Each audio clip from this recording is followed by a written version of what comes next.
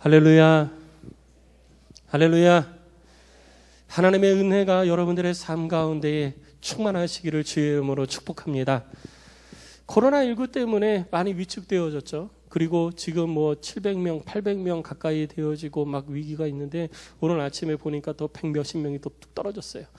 그걸 보면서 자꾸 여러분, 어떡하지 막 걱정하지 마시고요. 이래도 저래도 주께서 우리를 지키시고 보호하신다는 믿음이 여러분 속에 충만하시기를 바랍니다. 그거에 자꾸 마음이 이렇게 흔들리고 위축되고 막 편안해지고 그러면 안 돼요. 그러면 안 됩니다. 그러지 말고 하나님의 말씀을 내가 지키느냐 지키지 못하느냐, 하나님의 말씀에 순종하냐 순종하지 못하냐, 이거 가지고 안타까워하고 불안해하고 막 그래야 되는 것입니다. 그것이 우리들 가운데 복인 줄 믿으시기 바랍니다. 여러분, 땅에 있는 것에 소망 두지 마시고요. 내가 아무리 코로나 위기를 피해가도 하나님께서 어떻게 불러가실지 몰라요. 그러니까 코로나에 너무 조심은 해야 되고 우리가 안전을 기해야 되지만 그것 때문에 내 삶이 막 흔들리고 이러지 않도록 잠언의 말씀을 늘 기억하시면서 무릇 지킬 만한 것보다 내 마음을 지키라 그랬으니 하나님을 향한 나의 믿음, 나의 마음을 온전히 지켜가는 저와 여러분들이 되시기를 주의 이름으로 축복합니다. 마태복음은 이제 예수님의 생애에 대해서 기록하고 있습니다. 예수 그리스도 자체가 복음이기 때문에, 그래서 예수 그리스도의 생애가 기록되어져 있는 것이 복음서인 거예요. 근데 네 가지 복음서가 있는데 그 중에 이제 마태를 통해서 기록되어진 복음서를 우리가 살펴보고 있습니다. 그 가운데 오늘은 4장 18절로 22절까지의 말씀을 함께 나눌 텐데요. 마태복음이 기록한 예수 그리스도의 생애는 그 대상이 유대인들을 향해 있습니다. 그렇기 때문에 유대인들은 이미 하나님의 말씀에 대해서 잘 알고 있는 사람들이에요. 모세오경 그리고 예언서 이런 것들을 통해서 이 땅에 오실 메시아에 대해서 잘 알고 있고 또 그 메시아를 기다리는 삶을 살고 있는 사람들입니다. 그들을 향해서 너희들이 기다리던 메시아가 바로 예수 그리스도다라고 하는 것을 명확하게 드러내주기 위한 것이 마태복음인 거예요. 그래서 마태복음은 전체에서 가장 많이 언급되어지는 것이 뭐냐면 하나님께서 예언하신 것을 이루기 위하여서 예수님께서 이 땅에 오셨다라는 것을 다른 복음서들보다 훨씬 더 많이 강조를 하고 있는 것입니다. 그러니까 이 땅에 오실 예수님이 누구냐? 이 땅에 오신 바로 우리들 앞에 있는 예수 그리스도다라는 것을 밝혀주고 그를 믿고 그의 말씀에 순종해야 구원받는다라고 하는 것을 끊임없이 강조를 하고 있는 것입니다. 그래서 예수님께서도 이 땅에 오시어서 늘 언제나 하나님의 뜻을 이루어가는 것이 자기의 삶의 목적임을 계속해서 밝혀주셨습니다. 그리고 예수님께서 이제 세례를 받으시고 그리고 광야에 나가서 40일 금식하시고 사단의 유혹 가운데에서도 승리하시고 그리고 갈릴리로 올라가셔서 그쪽에서 이제 사역을 본격적으로 시작을 하시게 됩니다. 예수님께서 본격적으로 사역을 시작하게 되실 때에 그 모든 것들이 하나님의 나라와 영광을 위해서 이루어가는 일인데 예수님께서는 이 땅에 머물 수 있는 시간이 얼마 없음을 이미 아셨어요. 그래서 예수님 자신을 대신해서 예수님 이후에도 하나님의 뜻을 이 땅에서 이루어갈 사람들을 세우고 훈련시키고 만드는 그런 작업들을 하기 시작을 하신 것입니다. 그래서 예수님의 공생의 3년의 사역은요, 하나님의 나라와 영광을 위해서 하나님의 뜻을 이루어가는 사역인데 그 가운데 함께 이루어진 것이 무엇이냐면 제자 훈련 사역이었어요. 그래서 예수님께서는 제자로 훈련시키는 일에 3년의 세월을 다 보내신 것입니다. 그래서 그렇게 제자로 훈련을 시켰지만 그 제자들이 다 온전해지지는 않았었어요. 예수님이 이 땅에서 3년을 훈련시켰지만 그래도 부족했고 예수님이 하늘로 올라가시고 난 이후에 성령을 그들 가운데 보내주시고 성령으로 충만케 되어지는 것을 경험하자 그 제자들이 비로소 이 땅 가운데 그리스도의 제자로서의 삶을 살아가기 시작했다라는 것을 우리는 성경을 통해서 이미 알고 있습니다. 오늘은 예수님께서 그 제자를 부르시는 장면을 통해 가지고 우리들이 이 땅에서 하나님의 백성이 되고 난 이후에 하나님의 백성으로서 이 땅에서 어떻게 하나님의 뜻을 이루며 삶을 살아야 할지, 내가 하나님의 뜻을 이루며 삶을 살아가기를 원하는데 제가 이런 질문을 드릴 때마다 소리가 자꾸 모기 소리처럼 기어 들어가셔가지고 질문을 해야 되나 말아야 되나 고민을 할 때가 있어요. 내가 그렇게 주를 위해서 삶을 살아야지 마음은 먹는데 그렇게 사시는 분은 아멘, 큰 소리로 아멘 하시기 바랍니다. 그래서 제가 이렇게 질문을 해야 되나 말아야 되나 고민을 하는 거예요. 그럼 그거를 원하지 않으시는 분 계시나요? 내가 이 땅에서 예수 믿고 구원받았으니 주의 뜻을 위해서 나도 주님을 위해서 살아야지, 그런 마음이 아예 전혀 없다. 그런 분은 아마 안 계실 거예요.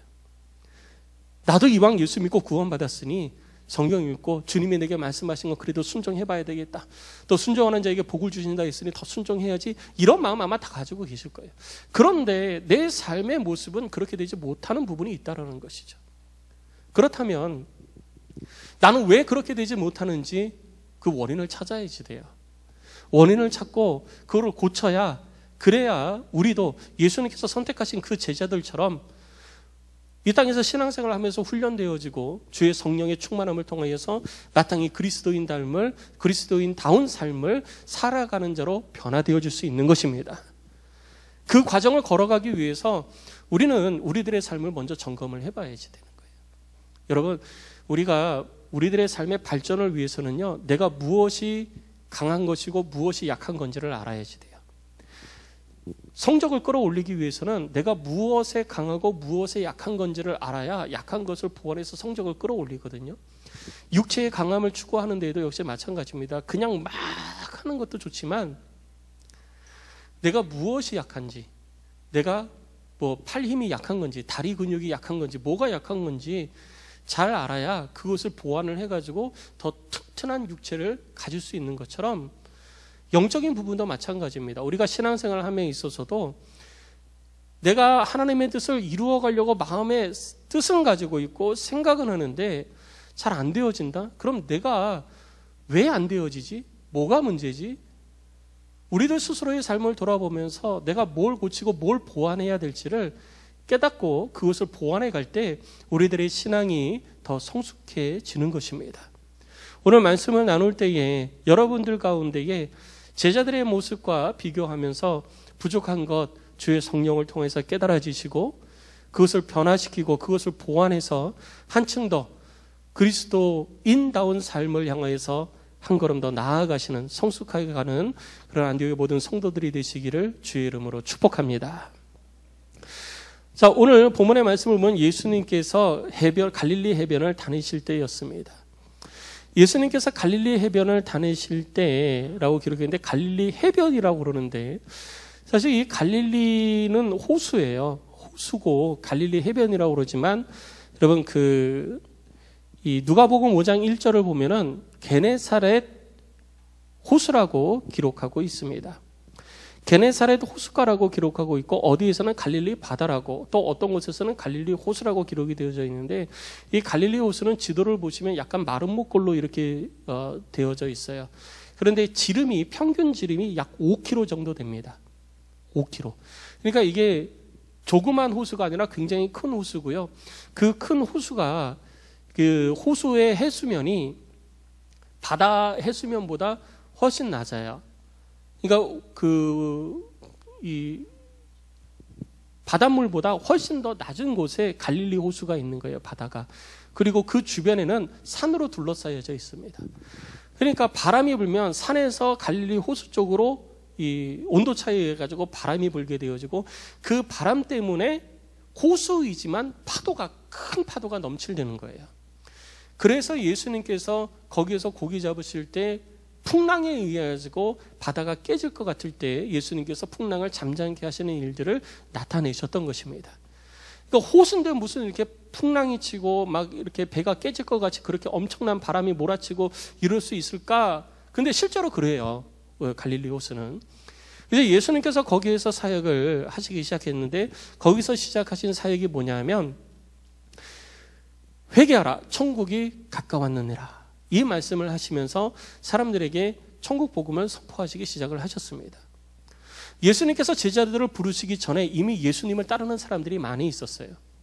성경을 보면 요한이 광야에서 회개할 것을 외칠 때 많은 이들이 요한을 따라다니면서 요한의 제자가 되었습니다. 그런데 그때 예수님께서 요한에게 나타나셔서 요한으로부터 세례를 받으셨죠. 그때 요한이 나는 저분의 이 신발끈을 묶을 만한 존재조차도 못 된다. 나는 저분에게 있어서 비교조차가 또 되지 않는 존재다라고 제자들에게 이야기를 합니다. 그래서 그 말을 들은 제자들 가운데에 요한이 아니라 이제는 예수님을 따라다니는 제자들이 생겨났던 거예요. 그래서 예수님이 어디를 가든지 예수님을 따라다니는 사람들이 있었습니다. 그 예수님이 요한이 죽고 나서 갈릴리로 올라가셨더니 요한이 죽고 나니까 요한을 끝까지 따라다니던 사람들도 요한이 붙잡히고 나니까 예수님을 찾아간 거예요. 그래서 온 유대 지역에 예수님에 대한 소문이 났고 많은 사람들이 예수님을 따라서 갈릴리 지역으로 모여들기 시작을 했던 것입니다. 그래서 예수님께서 모여든 사람에게 천국 복음을 선포하기 시작을 하셨던 거예요. 그래서 많은 사람들이 그렇게 예수님의 말씀을 듣기 위해서 모였는데 요한복음 1장 35절로 40절 말씀을 보면 그 예수님의 말씀을 듣기 위해서 따라다니던 사람들 그 무리 중에 누가 있었냐 하면 안드레가 있었어요. 그리고 그 안드레가 자기 집에 가서 자기의 형인 베드로에게 내가 메시아를 만났다. 그리고 자기 형을 데리고 예수님께 가서 예수님께 소개를 합니다. 그래서 베드로가 예수님을 만나요. 그러니까 베드로와 안드레는 이미 예수님이 누구인지에 대해서 듣고 있었고 예수님이 어떤 분이시라는 것도 알고 있었고 예수님도 만나봤던 사람들입니다. 그런데 예수님께서 게네사렛 그 갈릴리 해변에서 거니실 때 그들은 예수님을 만났지만 여전히 자기 삶 가운데의 생업인 물고기 잡는 어부의 역할을 계속 하고 있었던 거예요.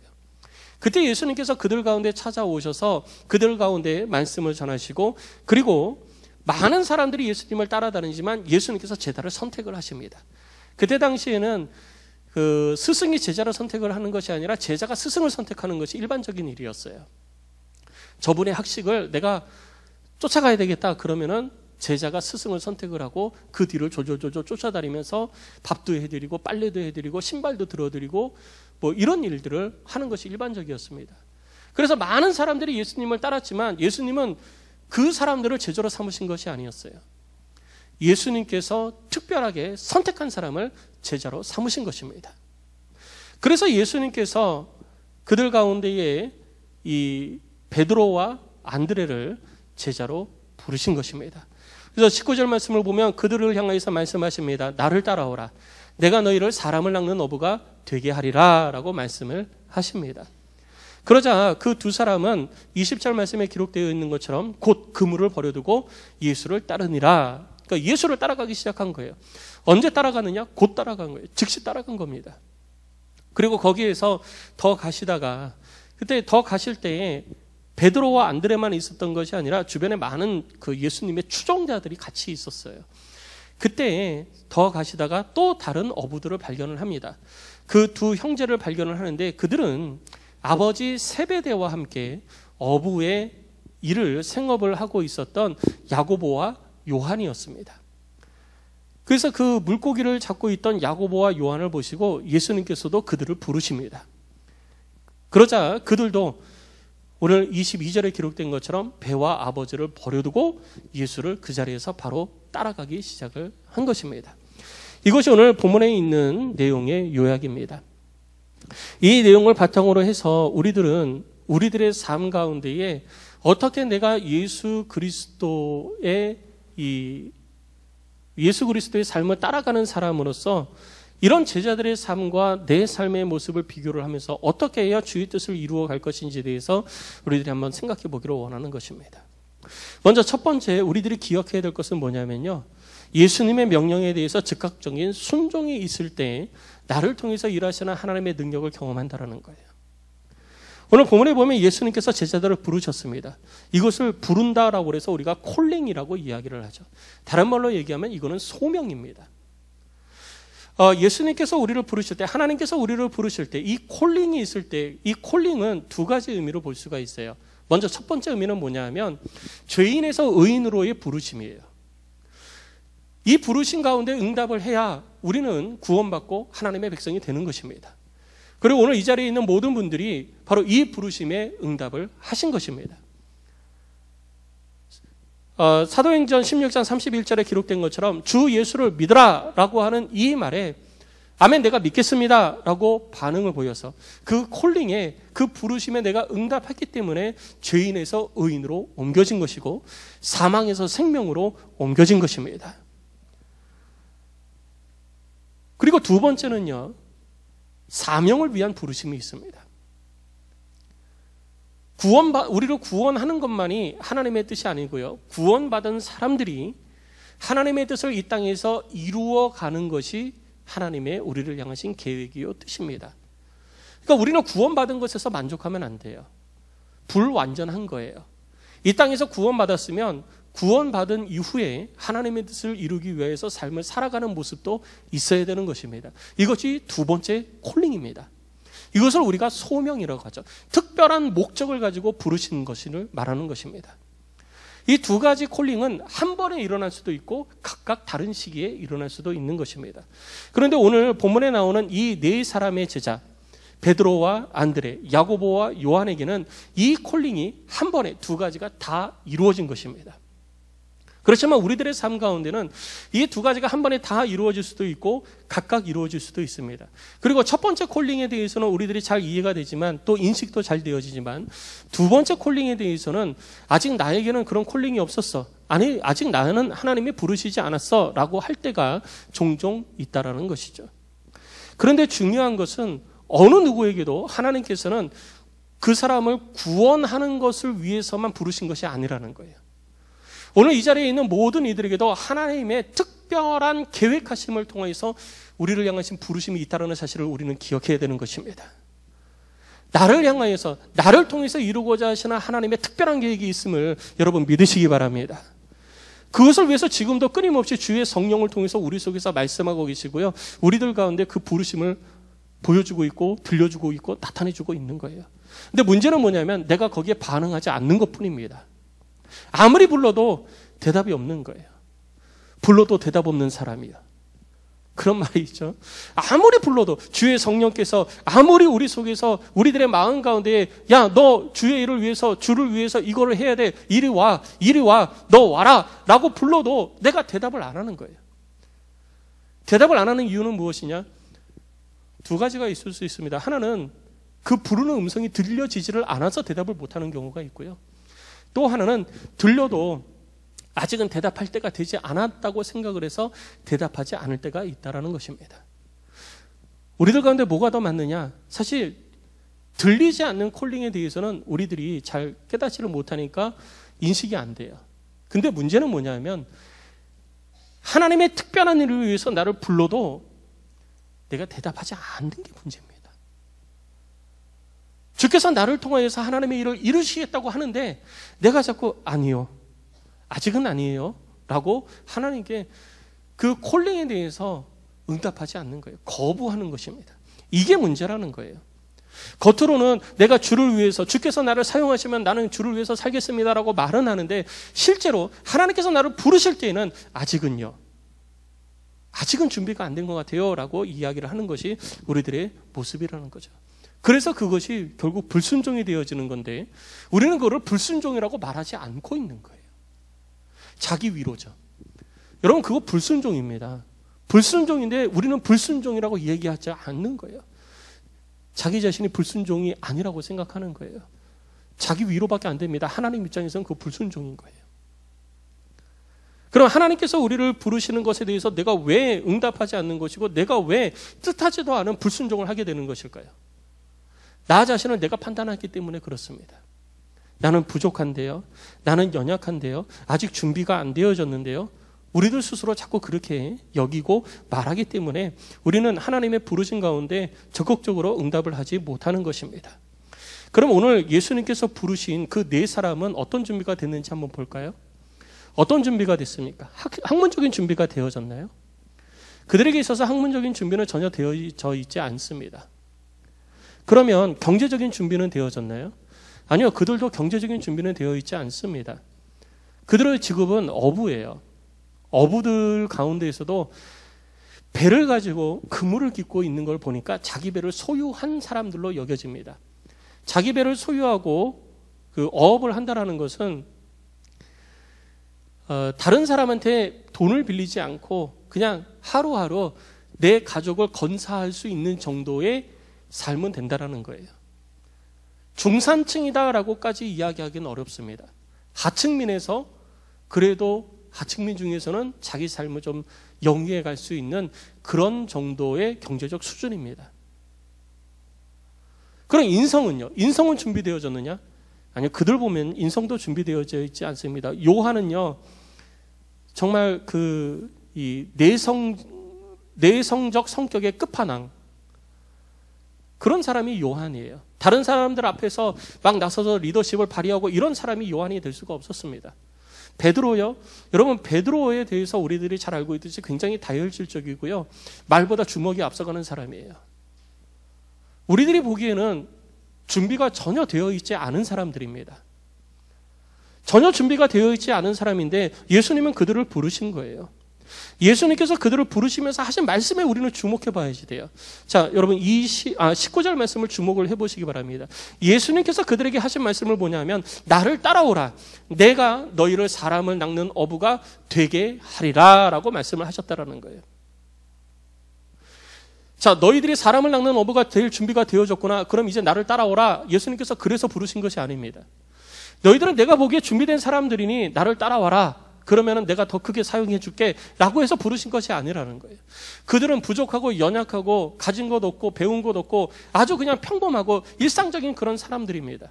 아니 어쩌면 그런 사람들보다 훨씬 더 못한 사람들입니다. 그럼에도 예수님께서 그들을 부르신 것은요, 예수님께서 그들을 사람 낚는 업으로 만들어 가시는 것이지 곧 이 땅에서 하나님의 나라를 건설하기 위해서 주의 백성들을 많아지게 만들어가는 그런 역할을 할 사람으로 예수님께서 만드시는 것이지 내가 만들어가는 게 아니라는 거예요. 그런데 우리는 나 자신을 하나님의 일을 할 만한 사람으로 누가 만들어가냐? 자꾸 내가 만들어가려고 그러는 거예요. 내가 나를 단련시키고 내가 나를 준비시키고 내가 무엇인가 준비가 되어지면 그때 가서 주의 일을 할 수 있겠다라고 생각하면서 우리들은 하나님의 콜링 앞에 늘 언제나 반응을 하지 않는 거예요. 그리고 나는 연약해요. 나는 부족해요. 나는 아직 가진 게 없어요. 내가 더 준비되어지면 그때 가서 주의 부르신 가운데 응하고 내가 하나님의 나라와 영광을 위해서 살겠습니다 라고 하는 것이 우리들의 어찌 보면 일반적인 고백이라는 것이죠. 그러나 주님이 원하시는 것은 준비된 사람을 찾는 게 아니에요.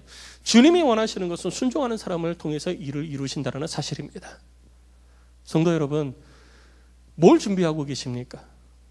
여러분 가만히 한번 생각을 해보세요. 내가 처음 신앙생활을 할 때 하나님의 일을 위해서, 교회의 일을 위해서, 주의 나라와 영광을 위해서 내가 누군가로부터, 교회로부터 혹은 목회자로부터 부름을 입었을 때 저는 안 돼요. 저는 아직 준비가 되어지지 않았어요. 전 많이 부족해요. 전 좀 더 준비가 되어지면, 제가 좀 더 경제적으로 여유가 생기면 그때 가서 내가 주의 나라와 영광을 위해서 하겠습니다. 그래서 경제적 여유가 생기셨나요? 그래서 학문이 준비되셨습니까? 그래서 인품이 준비되셨습니까? 저는 목사님하고 틀렸어요. 아니요. 여러분, 저는 준비된 것 같아요. 아니에요. 제가 학문이 뛰어나면 뭐 얼마나 뛰어나겠습니까? 제가 가진 게 있으면 뭐가 얼마나 있겠어요? 제가 인품이 좋으면 뭐 얼마나 좋겠어요? 여러분들은 저하고 한 걸음 떨어져 있으니까 목사님이 인품이 좋은가 보다 모르겠어요. 그렇게 생각하시는 분이 계신지 안 계신지 모르겠지만 그렇게 생각하실 수도 있어요. 그런데 다 까집어 놓고 보면요, 더럽고 추악한 건 많습니다. 저도 준비 안 되어졌어요. 그런데 왜 주께서 저를 목사로 부르시고 사용하시느냐? 부족함 알지만 주께서 사용하시겠다고 하셨으니 그 부르심에 제가 응답했기 때문에 이 시간까지 주께서 저를 통해서 하나님의 일을 이루어가고 계시는 것입니다. 이것이 하나님이 일하시는 방법인 거예요. 주의 부르심 앞에 내가 준비되어져야지 그 준비는요 평생 가도 준비가 되지 않습니다. 그리고 준비되어졌다 쳐도 하나님께서 그를 사용하십니까? 아니요, 사용하지 않습니다. 중요한 것은 하나님의 일을 위하여서는 우리 주님이 하나님의 일을 할 만한 사람으로 만들어가는 것이지 세상 것을 가지고 준비되어진 사람을 하나님께서 사용하지 않는다라는 것을 우리는 기억해야 되는 거예요. 대표적인 사람이 있습니다. 누구냐 하면 사도 바울이에요. 사도 바울은요 준비 완벽한 사람입니다. 가문적으로도 준비되어져 있죠. 경제적으로도 준비되어 있죠. 학문적으로도 준비되어져 있죠. 인품적으로도 사람들로부터 존경과 사랑을 받는 사람이었어요. 그런데 그가 예수 그리스도의 콜링, 하나님의 콜링에 딱 응답을 하면서 그는 뭐라고 그럽니까? 내가 가지고 있었던 모든 것들을 배설물로 여기노라 라고 고백하고 있는 것입니다. 하나님의 사람으로 이 땅에서 구원받은 하나님의 백성이 된 이후에 하나님의 뜻을 이루어가는 삶을 살기 위해서 세상의 준비는 아무 소용없는 거예요. 우리가 가진 것이 없다고요? 아니요. 우리를 부르신 그분이 모든 것을 가지셨어요. 내가 무식하다고요? 아니요. 우리를 부르신 그분이 세상의 모든 지식의 근본이 되시는 분이십니다. 우리가 인품이 준비 안 됐다고요? 아니요. 우리 속에 역사하시는 주의 성령은 이 땅에 그 어느 누구보다 온화하시고 완전한 성품을 가지고 계신 분이십니다. 그분이 우리를 만들어 가시는 거예요. 그래서 우리 예수님께서 말씀하신 것입니다. 나를 따라와라. 내가 만들겠다라는 거예요. 내가 너희로 사람하는 어부가 되게 하리라. 우리 주님의 의지인 것입니다. 내가 만들어 가겠다라는 거예요. 내가. 그래서 예수님께서 3년을 그들을 닦아가신 거예요. 여러분 3년을 그들을 훈련시켰는데요. 그들이 준비되어졌으면 칭찬이 많을까요? 책망이 많을까요? 그들이 만약에 준비된 사람들이라면 칭찬이 많았을 거예요. 그런데 제자들이 예수님한테 칭찬받은 적이 몇 번 있습니까? 꼽아보세요. 없어요. 칭찬보다는 다 책망이야. 언제까지 너희 믿음 없음을 나타내느냐. 내가 마음이 죽게 되었으니 나를 위해서 함께 기도하자 그래도 정말 말 그대로 자빠져 자잖아요. 그런 제자들을 보면서 예수님께서 너희는 내가 지금 죽게 됐다고 그러는데도 1시간 더 끼어서 나와 함께 기도할 수 없냐. 그러면서 그들을 3년이나 훈련받은 그들을 책망하시잖아요. 그러면서도 예수님은 그들을 버리지 않으시고요. 계속해서 그들을 단련시키시고 훈련시켜 가시는 것입니다. 그리고 아버지의 약속한 성령이 그들 가운데 부어질 때 그들이 그 훈련에 결실을 맺기 시작을 했던 것입니다. 성도 여러분, 이 땅에서 내가 하나님의 뜻을 이루어가는 삶을 사는 것은요, 내가 준비되어져서 되는 게 아니에요. 하나님의 부르심 앞에, 하나님의 콜링 앞에 내가 순종할 때 하나님의 역사가 나를 통해서 이 땅 가운데 드러나기 시작한다는 사실을 기억하시기 바랍니다. 지금이라도 응답하십시오. 주께서 나를 쓰시겠다고 부르실 때 아멘하고 응답하십시오. 여러분들이 가지고 있는 것, 여러분들이 소유하고 있는 것, 여러분들이 가지고 있는 지식, 지혜, 이런 거, 경험들, 이런 거 신경 쓰지 마세요. 그거 하나님 앞에 아무 소용없습니다. 하나님께서 쓰시면 하나님께서 채우시는 거예요. 하나님께서 쓰시려고 하는데 내가 가진 것이 부족하면 하나님이 채우시는 거예요. 하나님이 나를 쓰시고자 하시는데 물질이 부족해요. 그럼 하나님이 물질 주시는 거예요. 하나님이 나를 들어서 사용하고 싶은데 내 지식이 모자라요. 그럼 하나님께서 우리들에게 지식과 지혜를 부어주시는 것입니다. 이것이 하나님이 일하시는 방법이에요. 그러니까 우리 자신 보면 안 돼요. 여러분 자신 바라보지 마시고 주의 일하심을 바라보시기를 주의 이름으로 축복합니다. 주를 향한 이 믿음이 여러분 속에 충만해져 가시기를 주의 이름으로 축원합니다. 이 은혜가 여러분 가운데 가득하시기를 주의 이름으로 축복합니다. 그리고 두 번째 우리들이 기억해야 될 것은 뭐냐면요, 삶의 우선순위가 바뀌어야지 돼요. 오늘 예수님께서 너희들은 나를 따라오라 라고 했더니 그들은 곧 그물을 버려두고 예수를 따라가기 시작을 했습니다. 이 장면을 보면서 우리는 뭐 그럴 수도 있지 뭐. 예수님께서 부르시니까, 제가 아까 그랬죠. 예수님을 전혀 모르고 있던 사람들이 아니라고. 예수님이 메시아라는 걸 알고 있었어요. 근데 그 메시아가 나를 불러요. 옳다구나 하고 쫓아갈 수 있죠. 근데 문제는 그 다음이에요. 베드로와 안드레는 예수님을 따라갔습니다. 그런데 야고보하고 요한은 아버지와 같이 있었어요. 아버지 세베대와 함께 가업을 이루어가고 있었던 그런 상태였습니다. 그런데 그때 예수님께서 그들을 부르자 그들은 주저없이 아버지와 자기의 배를 버려두고 예수님을 쫓았다고 성경은 기록하고 있습니다. 근데 여기서 우리들이 착각하면 안 되는 것이 뭐냐면요, 22절에 곧 배와 아버지를 버려두고 예수를 따르니라 그랬더니 이 모든 것들을 다 내팽개쳤다라고 우리들은 이해를 하는데요. 그게 아니에요. 내팽개친 것이 아니고 잠시 놓아둔 겁니다. 아버지고 뭐고 가족이고 뭐고 다 필요 없다. 이게 아니고요. 잠시 놓아둔 거예요. 그래서 예수님께서 십자가에 달려 죽으시고 난 이후에 부활하시기 전, 그리고 예수님께서 부활하시고 난 이후에 제자들이 어디로 갑니까? 다시 자기 고향 갈릴리로 올라가는 거예요. 갈릴리로 뭐 하냐? 가서 고기 잡으려고. 가서 고기 잡으려고 다시 올라가서 실제로 고기를 잡았어요. 그 말은 뭐냐면 아직 가업을 손에서 놓은 게 아니에요. 예수님 따라다니면서 잠깐 멈춘 것뿐입니다.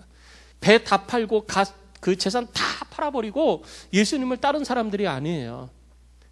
자기의 삶을 살아가면서 예수님이 따라오라니까 자기의 삶을 잠시 멈춰두고 예수님이 따라간 거예요.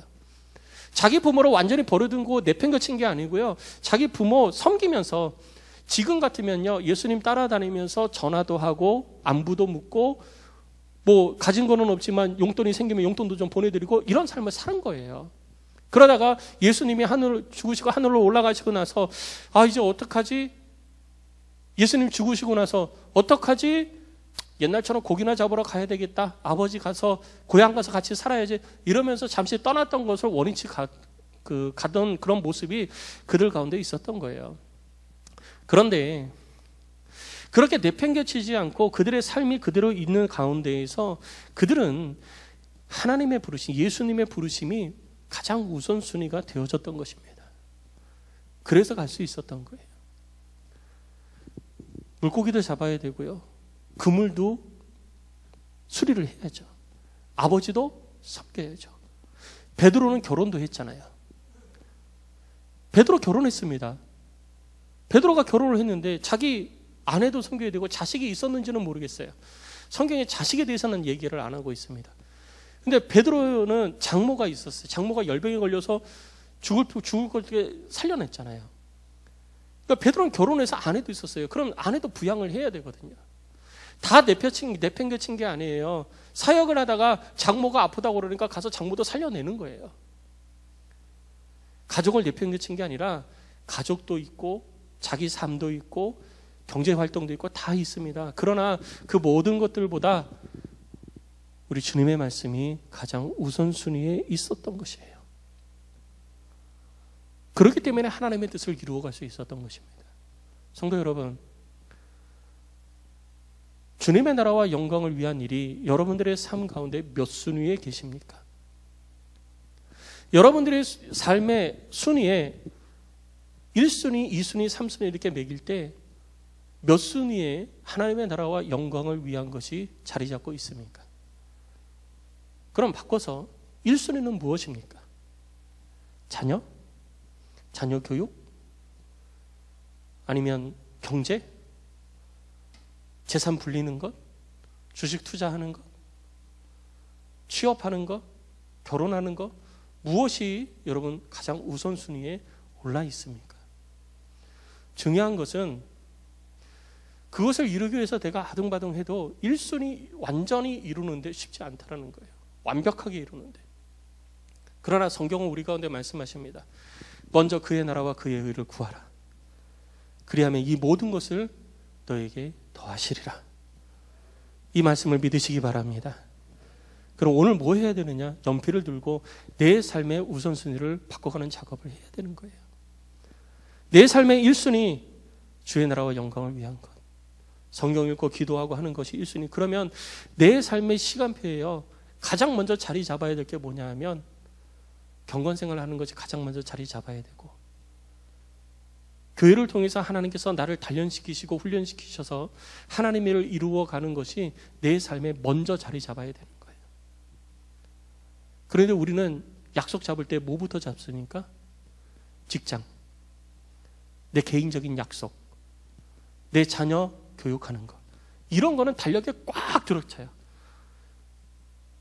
그래서 가끔 아쉬운 게 뭐냐면 기도하는 거. 나는 오늘 성경을 몇 장을 읽어야지, 나는 오늘 기도를 몇 분을 해야지, 무슨 제목으로 기도해야지, 이런 것들 여러분 혹시 다 적어두세요? 전 그게 참 안타까운 거예요. 말로는 하나님 우선순위고 말로는 주의 나라와 영광을 위한 것이 가장 우선순위고 그것을 우선순위로 하면 하나님께서 이 모든 것들을 더해 주신다라는 것을 암송도 하고 고백도 하고 그렇게 권면도 하고 내가 그렇게 살려고 노력한다고 하면서 삶은 그런 것이 전혀 안 보일 때 저는 너무 안타까운 거예요. 그러나 기억하시기 바랍니다. 우리들의 우선순위가 바뀌면 하나님의 역사를 경험하기 시작을 하는 것입니다.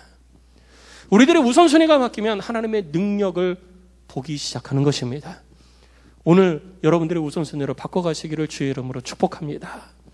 그리고 마지막 세 번째, 예수님을 따라야 됩니다.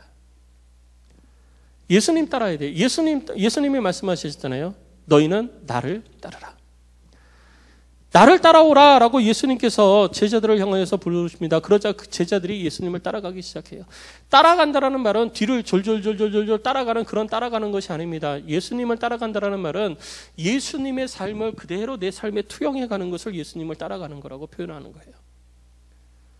그러니까 뭐냐면 나는 누구처럼 얘기해야 되느냐? 예수님처럼 얘기해야 되고요. 나는 누구처럼 생각해야 되느냐? 예수님처럼 생각해야 되는 거예요. 여러분 왜 제자가 스승을 따라가는지 아세요? 그 스승의 지식을 내가 다 배우려고 그러는 거예요.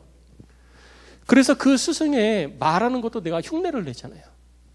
그 스승으로부터 이루어지는 모든 것들을 내 삶 가운데 다 투영을 시키는 거예요. 그리고 나를 통해서 내가 삶을 살아가는데 나도 모르게 내 스승의 모습이 나를 통해서 드러나는 거죠. 예수 그리스도의 제자가 되는 것. 내가 이 땅에서 그리스도인으로서 삶을 산다는 것은요. 예수 그리스도의 삶의 모습이 내 삶에 그대로 투영되어져야 되는 거예요. 내가 말하는 것이 예수님처럼 말하는 것이 되어야 되고요. 내가 생각하는 것이 예수님이 생각하는 것처럼 되어져야 돼요. 내 인품과 내 성품이 예수님의 인품과 성품처럼 되어져야 되는 거예요. 내 기도가 예수님의 기도처럼 되어져야 되는 거예요. 그래서 여러분 제자들이 기도할 줄을 몰라서 기도를 물은 게 아니고요. 어떻게 기도하는 것이 바른 기도인지를 예수님께 물었던 것입니다. 그때 예수님께서 기도의 방법을 가르쳐 주시잖아요. 그리고 그대로 기도하기 시작을 했던 거예요. 내 삶을 통해서 그렇게 그리스도의 성품이 나타나기 시작을 할 때 비로소 하나님의 역사가 내 삶 가운데 나타나기 시작을 하는 것입니다. 그래서 여러분 사도행전 11장 26절 말씀을 우리들은 기억을 해야지 돼요. 안디옥에 있던 사람들이 예수 그리스도를 닮아가는 삶을 살고 예수 그리스도의 삶이 그들의 삶에 그대로 투영되어지기 시작을 하니까 그들이 비로소 그리스도인이라 불리우기 시작을 한 거예요. 다른 이유가 아닙니다. 하나님의 뜻대로 삶을 살아가는 모습이 예수님과 같은 삶의 모습이 되어지니까 그리스도인의 모습이 나타나기 시작을 한 거예요. 성도 여러분, 나를 통해서 그리스도의 모습이 투영되어지는 은혜가 있으시기를 주의 이름으로 축복합니다. 그러기 위해서는요, 하다못해 흉내를 내야지 돼요. 예수님처럼 해보려고 흉내를 내야 된다는 얘기예요. 예수님이 새벽에 일어나서 기도하셨으면 나도 새벽에 일어나서 기도하려고 흉내라도 내야지 되는 거예요. 흉내라도 내야 조금이라도 따라가잖아요. 그런데 흉내도 안 낼 때 우리는 점점 멀어지는 것입니다. 예수님이 밤새워 기도하셨으면 나도 밤새워 기도하는 흉내라도 내야지 되는 거예요. 제자들을 예수님께서 훈련시키는 이유가 그렇게 훈련시킨 것입니다. 그리고 3년을 그렇게 훈련시켰는데도 안 돼요. 3년을 그렇게 훈련시켰는데도 안 돼요. 그러니까 예수님께서 그 제자 훈련의 완성, 곧 성령의 기름 부으심을 그들 가운데 나타내 주신 것입니다. 그것이 제자 훈련의 완성이에요. 그런데 우리는 처음과 끝만 자꾸 추구를 해요. 주님이 나를 부르셨으니까 내가 주 앞에 나아가서 구원받았고 나는 이제 성령 충만해야지. 그리고 성령 충만, 처음과 끝만 자꾸 해요. 문제는 그 3년의 시간을 안 보내려고 그런다는 거예요. 여러분 왜 3년의 시간을 무시하십니까? 제자들이 훈련받은 그 3년의 시간을 왜 무시하세요? 이거 무시하면 안 됩니다, 여러분. 그럼 우리도 신앙이 자라가기 위해서는요, 이와 같은 3년의 시간들이 필요한 거예요. 횟수로 3년이 아니에요. 그 3년 동안 예수님께서 제자들과 함께 1년 365일, 3년이면 며칠입니까? 거의 1000일이 넘는 시간이에요. 이 시간을 예수님이 제자들과 함께 한 거예요. 그럼 우리도 시간적으로 따지면요, 횟수로 3년이 아니라 그 시간을 채워야 되는 거예요. 중요한 것은 내 삶에 예수 그리스도가 그대로 나타날 수 있을 때까지 우리가 훈련되어져야 된다는 거죠. 예수님처럼 기도하고 예수님처럼 말하고 예수님처럼 먹고 예수님처럼 울고 예수님처럼 웃고 예수님처럼 선포하고 예수님처럼 화낼 때도 예수님처럼 화내는 그런 훈련이 우리들 가운데 필요한 거예요. 이것이 5년이 될 수도 있고 10년이 될 수도 있고 20년이 될 수도 있고 평생이 걸릴 수도 있습니다. 그러나 절대로 이것을 간과해서는 안 된다는 것이죠. 기억하십시오. 제자들은 3년을 훈련받았어도 끊임없이 예수님으로부터 책망받았다는 사실. 훈련 두려워하시면 안 됩니다. 훈련을 통해서 우리는 온전한 그리스도인으로 자라가는 것입니다. 성도 여러분, 오늘 말씀을 마무리합니다. 하나님의 나라와 영광을 위해서 우리가 훈련을 또 그리스도인으로서 참된 그리스도인으로서 삶을 살아가기를 원한다면 이 세 가지를 간과해서는 안 되는 거예요. 주의 부르심이 있을 때 여러분 순종하시기 바랍니다. 하나님이 쓸만한 사람으로 만들어가는 것은 하나님이 하실 일이에요.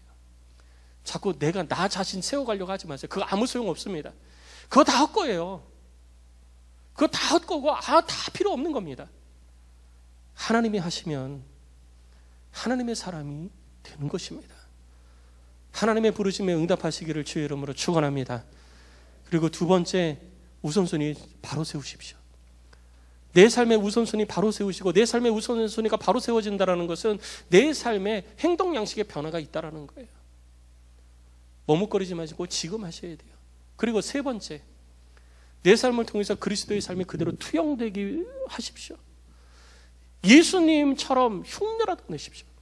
새벽기도도 흉내내고 심야기도도 흉내내고 철야기도도 흉내내고 산기도도 흉내내고 예수님처럼 살아가려고 노력하십시오. 그때 우리는 세상 사람들로부터 그리스도인이라 칭함을 받는 것입니다. 교회 다녀서 그리스도인이 아니에요. 저 입구에서 1층 입구에서 들어왔다고 해서 그리스도인이 되는 게 아니라 우리를 통해서 그리스도의 삶이 투영되어질 때 우리는 비로소 그리스도인이 되는 겁니다. 이런 사람이 되어지시기를 주의 이름으로 축복합니다. 여러분 뭐가 부족하십니까? 오늘은 세 가지만 살펴봤는데 이 세 가지 중에 여러분 가운데 부족한 것이 무엇이 있습니까? 생각만 하지 마시고요. 오늘부터 하나씩 채워가십시오. 그 부족함을 채워가셔서 하나님의 사람으로 이 땅에서 하나님의 나라와 영광을 위해서 사용되어지고 또 하늘의 상급도 가득 쌓아가는 그런 은총이 여러분 가운데 있으시기를 주의 이름으로 축복합니다.